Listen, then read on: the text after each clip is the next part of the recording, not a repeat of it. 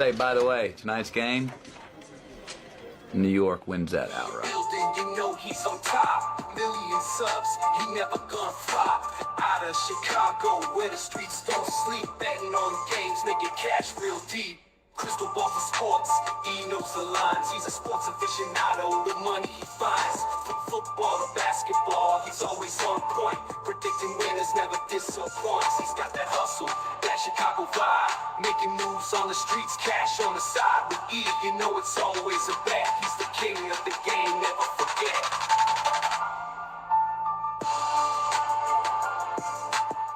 Hello and welcome to the Etoft21sports show for February 11th. How is everyone doing? My name is Erik. I'm the man behind Etoft. Hello and welcome to the Etoft. I have my phone on. I apologize for that. Hello. We have a loaded episode for you today. My boy XFL Jim is on the show. Him and I are going to look back at the Super Bowl, share some college basketball bets for tomorrow, and Gino will have his horse racing bet of the day.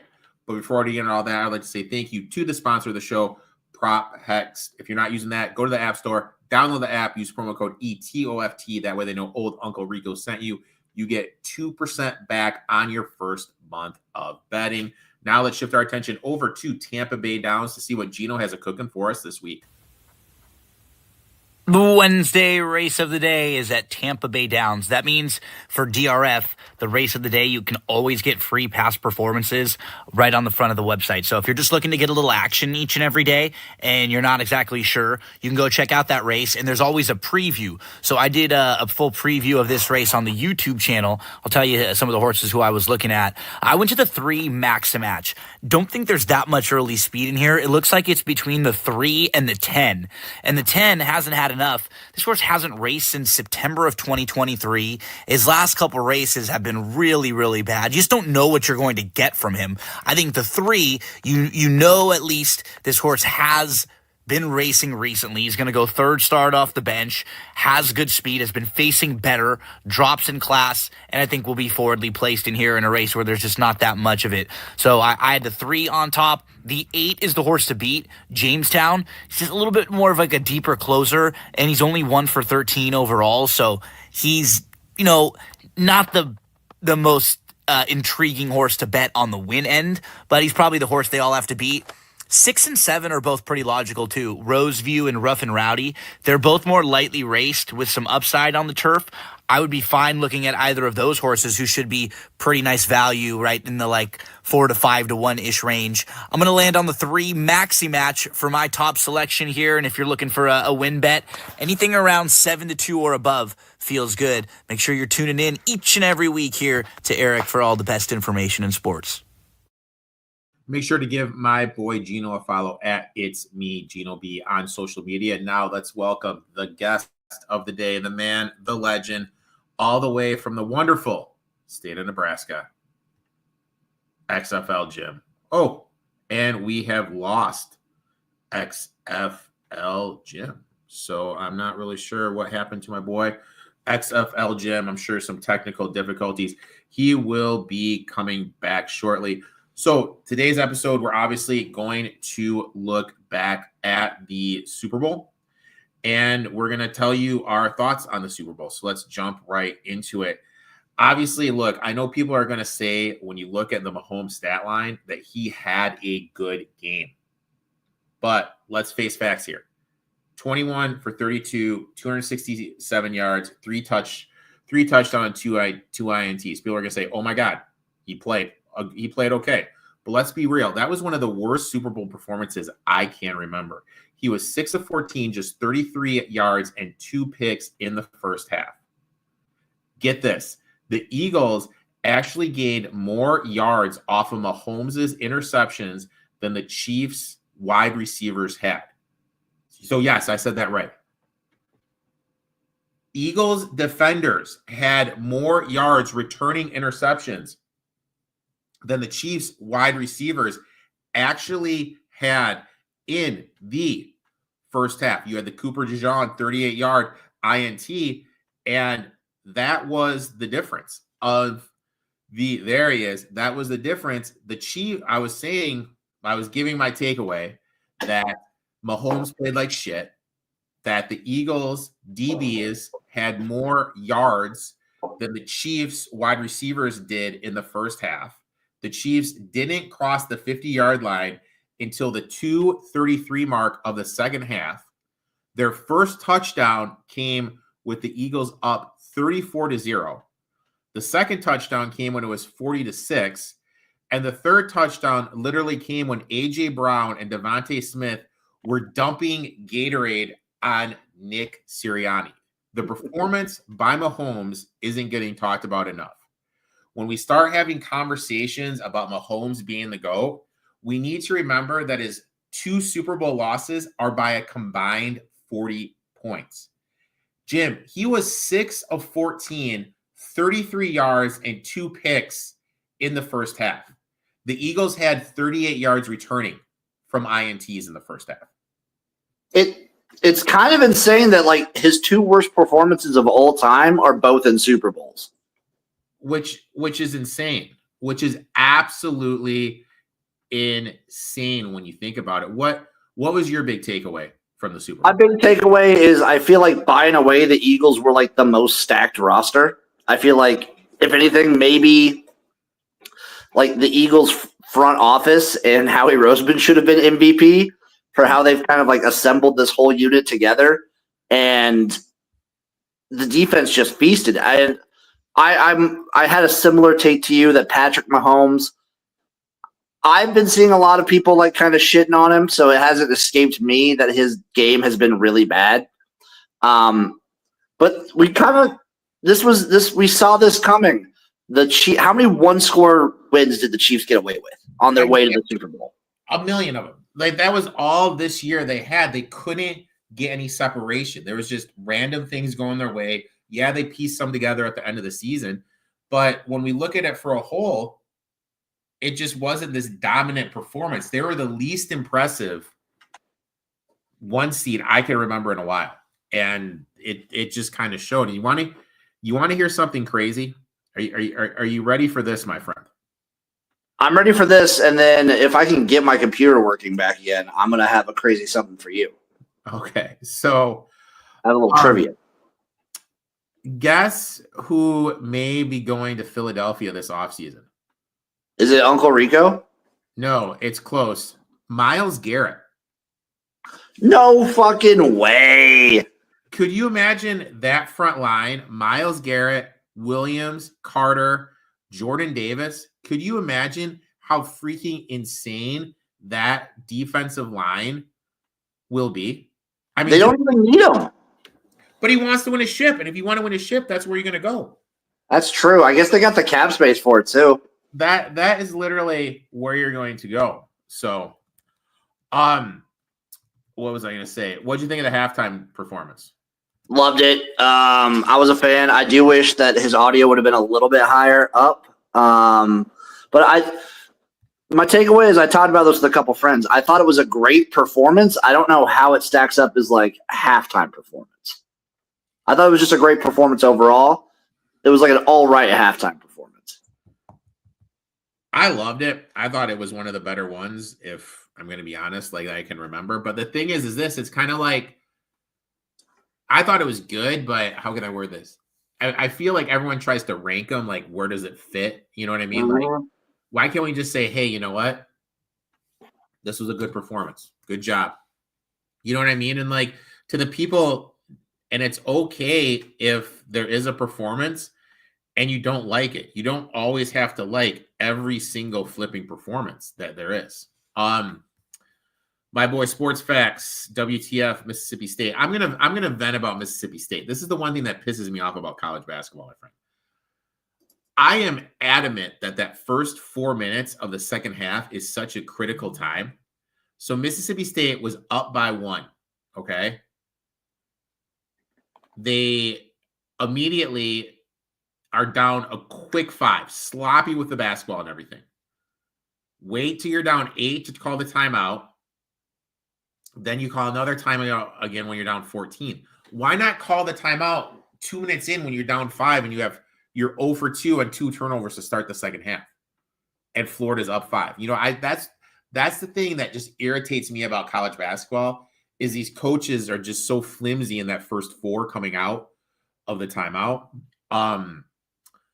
What's up with Texas? I don't know. I'm not gonna lie. I have not been watching it. And at Make the Money, Let's Make the Money. I hate the Lakers say at Let's Make the Money. They suck. Okay. I mean,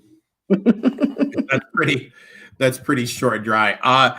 So basically what's going to happen now is we're going to be transcending. We're going to go a lot of football heavy to basketball heavy. And then after that, we're going to go to the draft, and then it'll be MLB heavy. So just so everyone know, that's kind of like the layout for the show moving forward. XFL Jim is today's guest. Him, myself, and Chase are live every single Saturday morning, breaking it down, sharing our bets for the day. It's been a good season, so hopefully we can start off this show right. We each have 3 bets.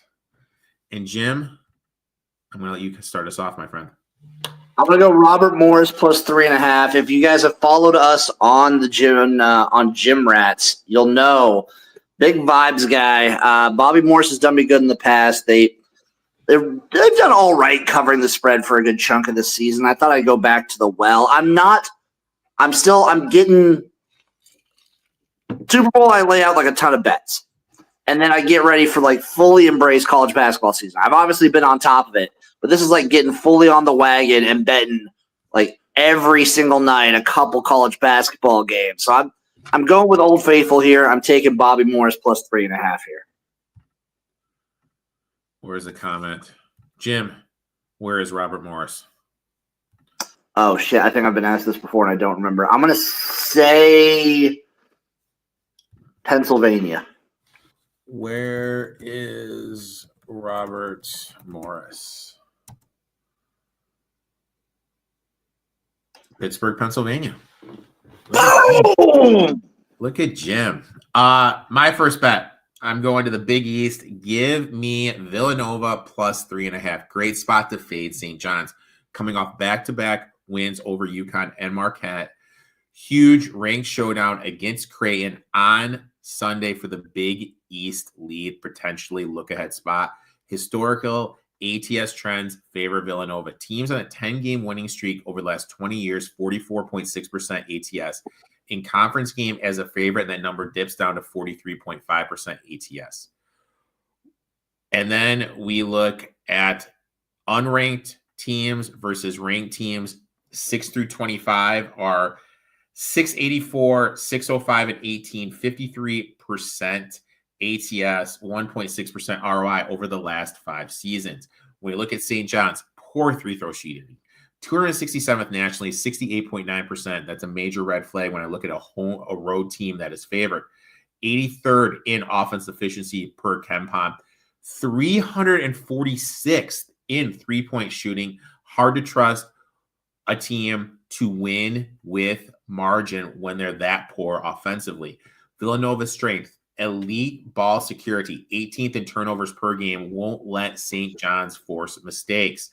Second matchup advantage, always liking to back a team that is coming off losing the first head-to-head matchup. Shooting regression for St. John's opponents. Teams have shot 31% from the three during their 10-game winning streak. Nova shoots 39.6 from deep, 5th best in the country. I expect them to start hitting some shots. Dixon has been insane this year, 23.8 points per game. I look for him to have a huge game. Nova has 3 double-digit scorers, so they have some Erik or not. You hear me, buddy? I don't know if it's me. It could be me that's frozen. I think I'm moving. Oh. Was that you or me? I think it was you, dude. I think it was. Nova's home court edge, 11-3 at home, lost to Creighton, 51st in KenPom rankings, scoring 75th, 75.5 points a game. I just like Nova. St. John's, tough spot after 2 big wins, poor free-throw shooting, and 3-point struggles make them hard to trust. Villanova's elite shooting and ball security should give them the edge. Give me Nova here, plus 3.5. Oh, are you there, my friend? Yep, mine's being choppy. Jim, If you can hear me, okay, I'm back. I'm dealing with like a winter storm going on right now. Again, I'm going back to Old Faithful, though. Troy has done me good. They're one of the top teams in the Sun Belt, and they're killing it for a reason. Yeah, the Trojans are the team everyone wants them to be, and I believe. I believe in Troy. They're playing good ball, and this is a moment where I don't know. What's like the most comfortable high favorite you're okay taking in college basketball, Erik? 4.5, 5.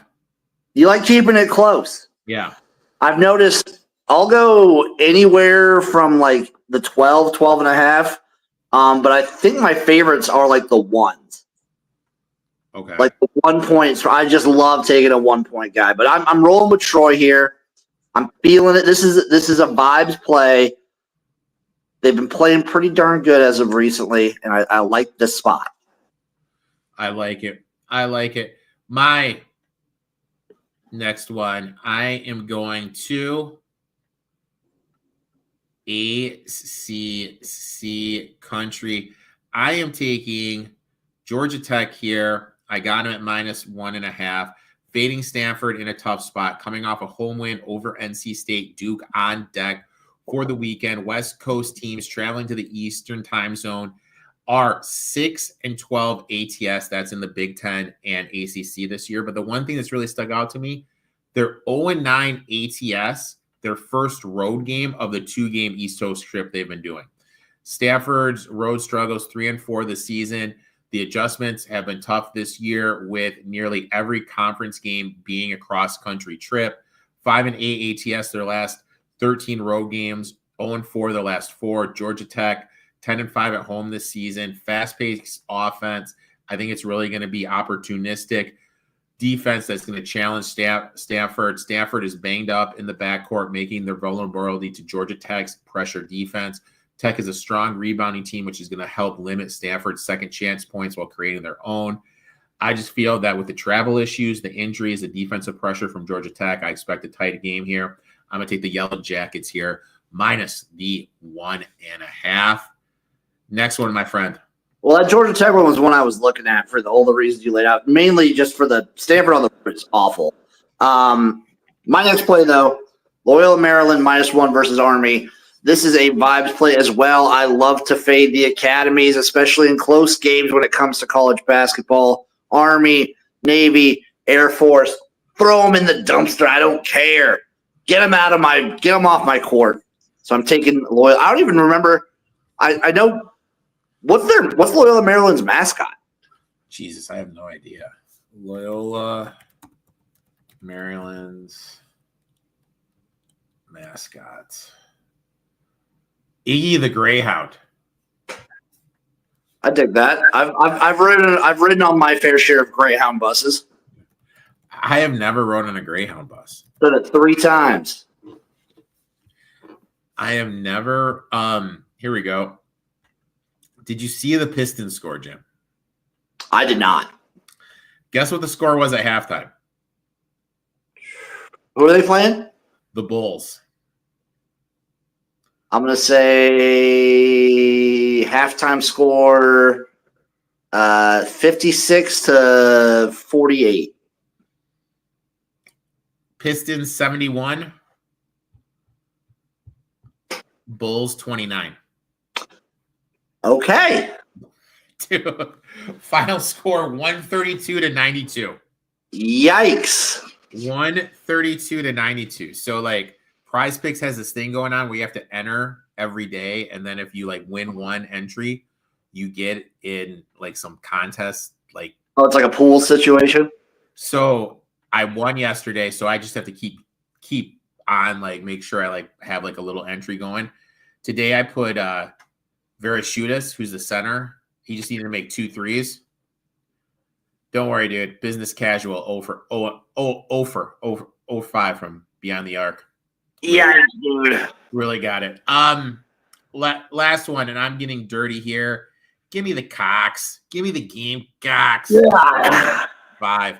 Look, I know they're 0-10 in SEC play, but they've been strong at home. They covered against Texas A&M, lost by 4. Covered against Mississippi State, lost by 5 in OT, had a chance to win in regulation. Let's be honest, they should have won in regulation. Lost by 1 at home to Florida. Again, chance to win, probably should have won.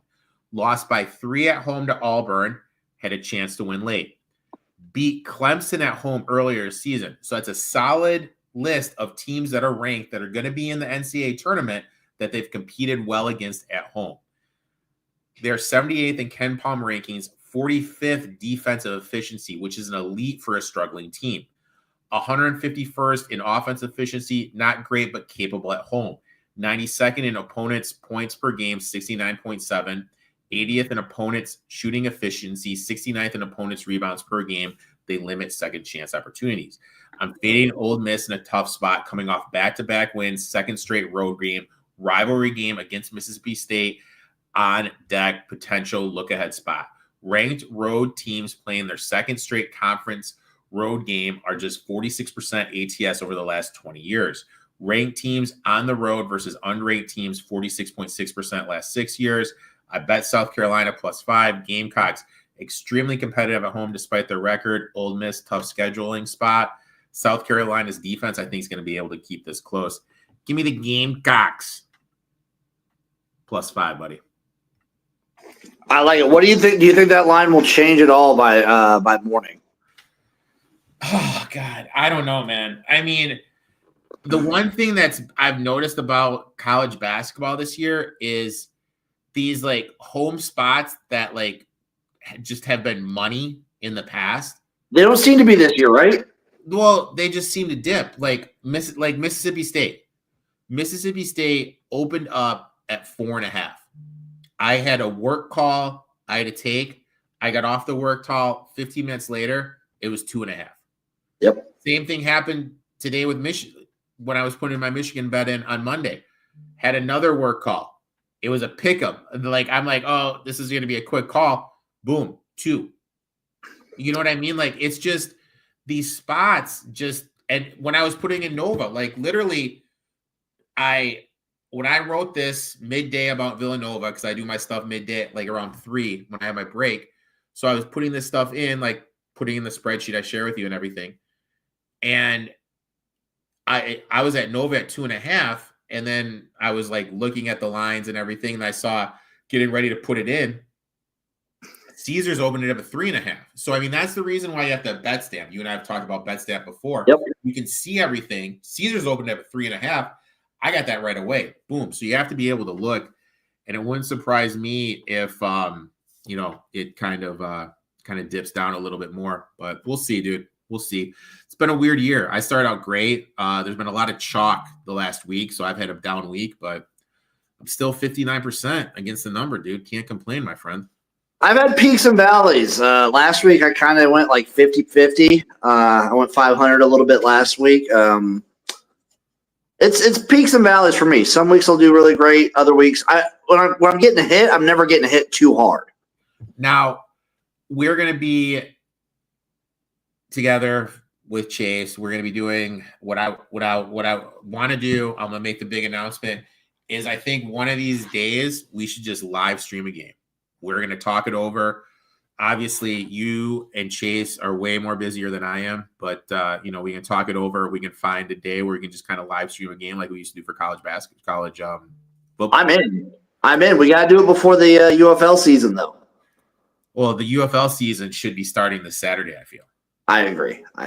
But Jim, I could shoot the shit with you all day. I appreciate you taking time. Obviously, you have a winter storm warning coming, and I just got an alert that we're going to have a winter storm warning tomorrow. So hopefully you stay safe, my friend.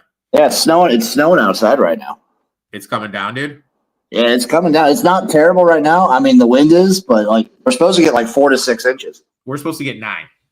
Damn, son. That's the Chicago weather. We're supposed to get 9. Make sure to give my boy Jim a follow on social media at XFL Jim and check us out on the old Jim Rats live Saturday morning at 10 Eastern. All right, buddy. 10 Eastern. 10 Eastern, baby. 10 Eastern. Make sure to check that out. And thanks for watching. And good luck, my friend. And subscribe to Etoft21sports. This is fake, by the way, just for the YouTube.